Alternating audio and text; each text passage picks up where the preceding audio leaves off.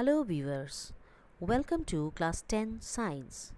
Today we will discuss the human heart under the topic transportation in animals from the chapter life processes.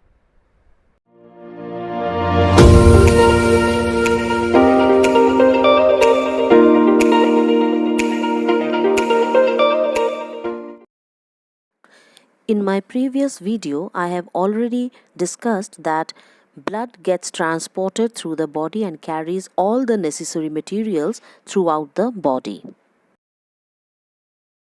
Also, that the main transport system in human is the circulatory system, and it consists of the heart, blood and blood vessels. Let us understand the structure and function of human heart. The human heart circulates blood through two pathways, the pulmonary circuit and the systemic circuit. In the pulmonary circuit, deoxygenated blood leaves the right ventricle of the heart via the pulmonary artery and travels to the lungs, then returns as oxygenated blood to the left atrium of the heart via the pulmonary vein.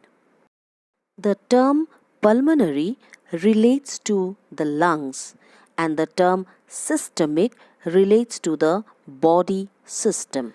In the systemic circuit, oxygenated blood leaves the body via the left ventricle to the aorta, and from there enters the arteries and capillaries where it supplies the body's tissues with oxygen. Deoxygenated blood returns via veins to the Vena Cava, re-entering the heart's right atrium. Let me elaborate the function of human heart. Our heart works like a pump.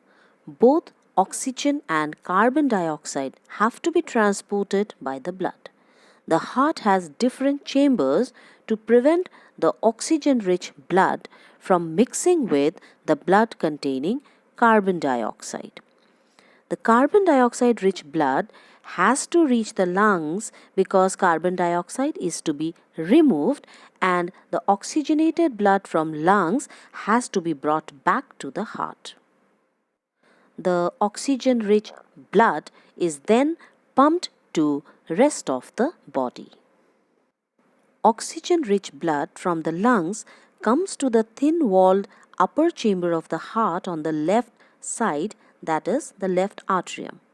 The left atrium relaxes when it is collecting this blood. It then contracts while the next chamber, that is the muscular left ventricle, expands so that blood is transferred to it. When the muscular left ventricle contracts in its turn, the blood is pumped out to the body. Deoxygenated blood collected from the body enters the right atrium as it expands. As the right atrium contracts, the right ventricle dilates. This transfers blood to the right ventricle through the tricuspid valve. Right ventricle pumps blood to lungs for oxygenation. Since ventricles have to pump blood into various organs, they have thicker muscular walls than the arteria do. Valves ensure that blood does not flow backwards when the arteria or ventricles contract. Hence, it is the continuous contraction and relaxation of the heart muscles which ensures the flow of blood through the heart into different parts of the body. Come, let us understand the different parts of heart and its working in detail. This is the structure of human heart, and when we label it, always remember this side is the left side and this is the right side. Okay, Now here there is the outer membrane. You can see this outer membrane is called the pericardium, and it is a double membrane structure, and between the inner and outer membrane there is a fluid, and this fluid is called pericardial fluid.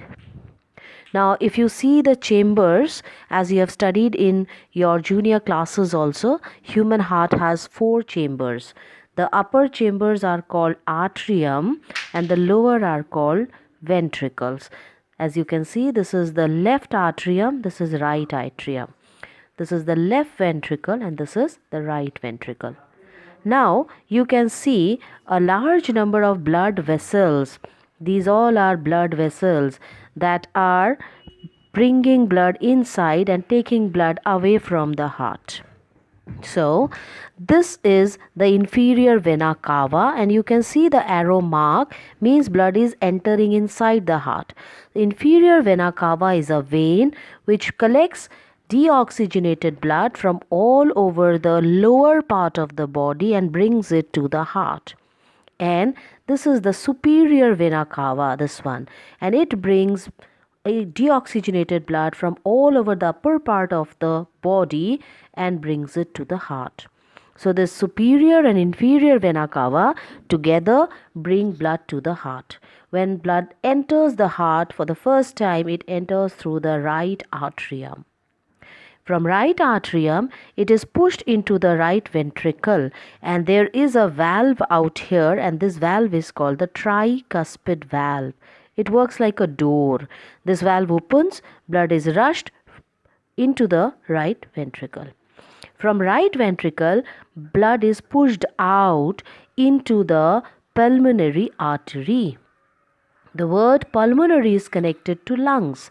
So this is the artery which carries blood out from the right ventricle into the lungs for oxygenation.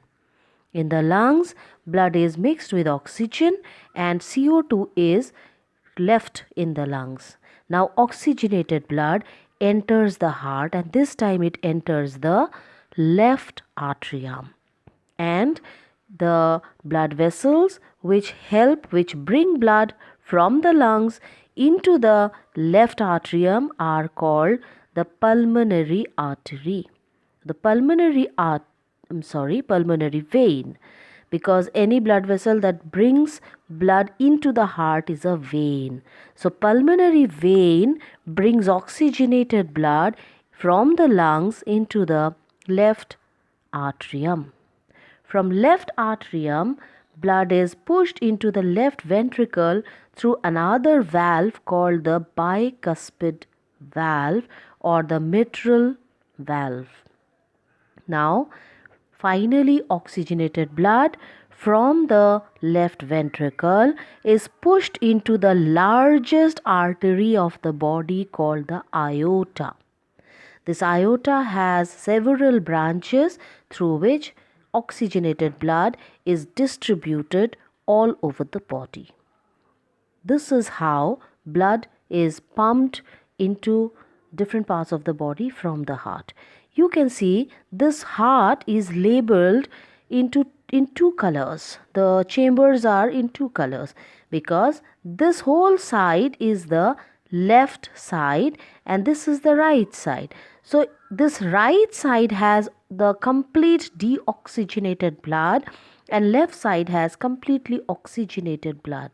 So there is a partition between both the sides, and this partition is called the septum. It is called the septum, septum. And the septum helps in preventing mixing of oxygenated and deoxygenated blood. Human heart works like a double pump, and hence the circulation of blood through our heart is called double circulation. Thus, the working of human heart can be summarized as shown here. So, what is double circulation? A circulatory system in which blood flows twice through the heart in one complete cycle is called double circulation. Here, there is no mixing of oxygenated and deoxygenated blood. It is also called closed circulatory system. It involves two circulation, systemic circulation and pulmonary circulation, which I have already discussed in the beginning. You must have understood what are the advantages of double circulation. Let me summarize. Number 1.